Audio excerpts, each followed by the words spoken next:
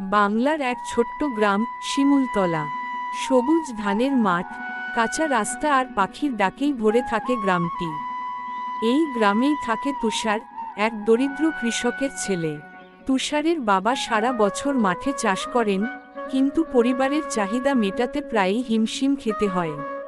তুষার ছোট থেকেই পড়াশোনায় ভালো ছিল। গ্রামের প্রাইমারি স্কুলের শিক্ষক বলতেন, তুষার, তুমি একদিন বড় মানুষ হবে। কিন্তু দারিদ্র্যের কারণে সপ্তম শ্রেণী পেরোনোই কষ্টকর হয়ে উঠেছিল। একদিন বাবার মুখের দিকে তাকিয়ে তুষার বলল, বাবা, আমি পড়াশোনা চালিয়ে যাব, যেভাবেই হোক। বাবা হেসে মাথায় হাত রেখে বললেন, স্বপ্ন দেখা ভালো, কিন্তু পেটে ভাত না থাকলে স্বপ্নও শুকিয়ে যায়। তুষার হাল ছাড়ল না। সে প্রতিদিন স্কুলের পরে বাজারে গিয়ে চায়ের দোকানে কাজ করত।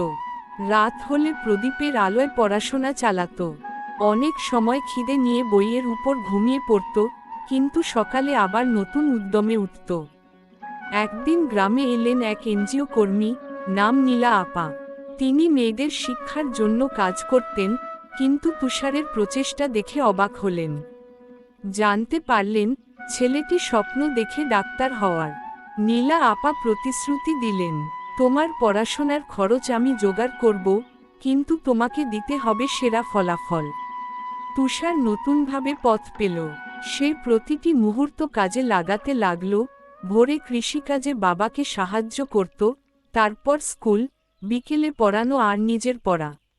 গ্রামের মানুষও ধীরে ধীরে তাকে উৎসাহ দিতে শুরু করল। সময়ের স্রোতে তুষার এসএসসি পরীক্ষায় প্রথম স্থান অর্জন করল। খবর ছড়িয়ে পড়ল সারা গ্রামে। বাবা গর্বে চোখের পানি মুছলেন। তুষার বলল, বাবা, এটা শুধু আমার না, তোমার পরিশ্রমের ফল।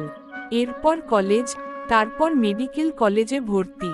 পড়াশোনার খরচে নীলা আপা ও গ্রামের মানুষ পাশে দাঁড়ালো। অনেক কষ্ট, অনিদ্রা রাত, অসংখ্য পরীক্ষার পরে তুষার একদিন ডাক্তার হয়ে ফিরল গ্রামে। গ্রামের মানুষ তাকে দেখে আনন্দে কেঁদে ফেলল। তুষার বলল, আমি শহরে চাকরি করতে পারি, কিন্তু আমার শিকড় এখানে। তোমরা পাশে ছিলে, তাই আমি আজ যা হয়েছি। এখন তোমাদের জন্যই কাজ করব। তুষার নিজের গ্রামে ছোট একটি স্বাস্থ্যকেন্দ্র খুলে দিল। দরিদ্র মানুষের জন্য বিনামূল্যে চিকিৎসা, শিশুদের জন্য টিকা কার্যক্রম, সব চালু করল।